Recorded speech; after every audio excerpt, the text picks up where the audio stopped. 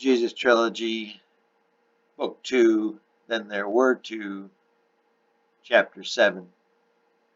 The funeral was a massive affair. It was held in Capernaum in the main synagogue. This was because the one in Nazareth was too small. Barabbas had no idea his father knew so many people, and so many of importance. There were both priests and generals, lawyers and doctors, but when his mother told him the king of Judea, King Herod himself, was to be in the attendance, Barabbas nearly fell off his chair at the breakfast table. "You mean the real king of Judea?" "Yes, Ab, honey." His mother had called him Ab ever since he could remember. He didn't like it, especially when she did so in front of his friends, but she was his mother and he did respect her.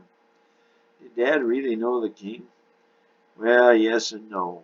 Herod knew of Dad's anti-Roman leanings, and though in public Herod was very pro-Roman, privately Herod was very supportive of 6 points.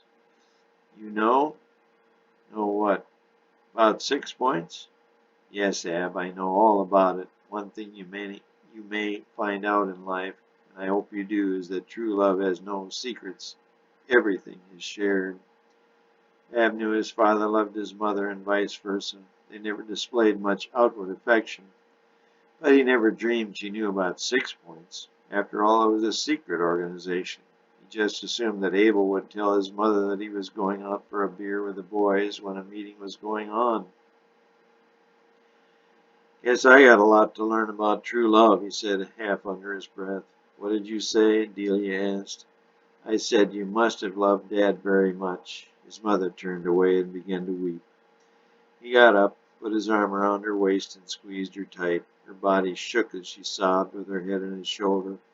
The sobbing eventually eased, and she said, "I miss him so much, Ab." Barabbas squeezed her tighter, and she began to sob again.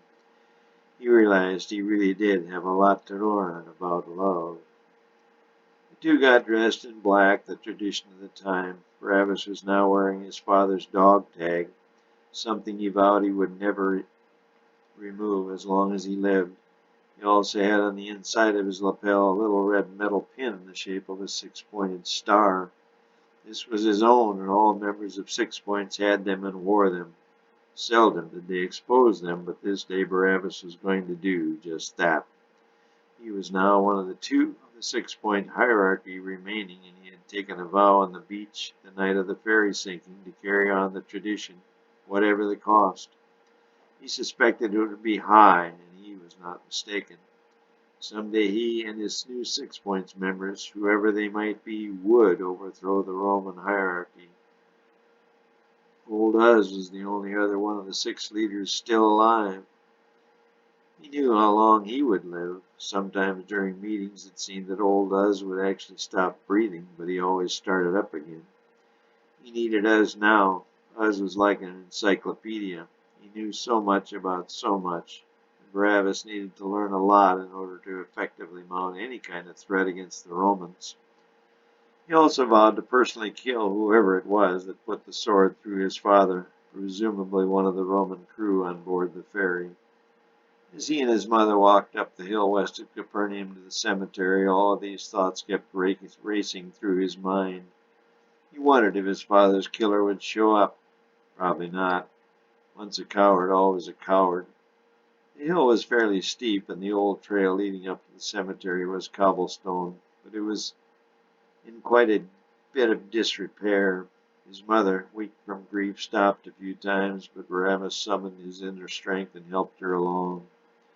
The crowd was already building, yet it was an hour before the 11 a.m. start time. He and his mother sat in their appointed seats in the first row.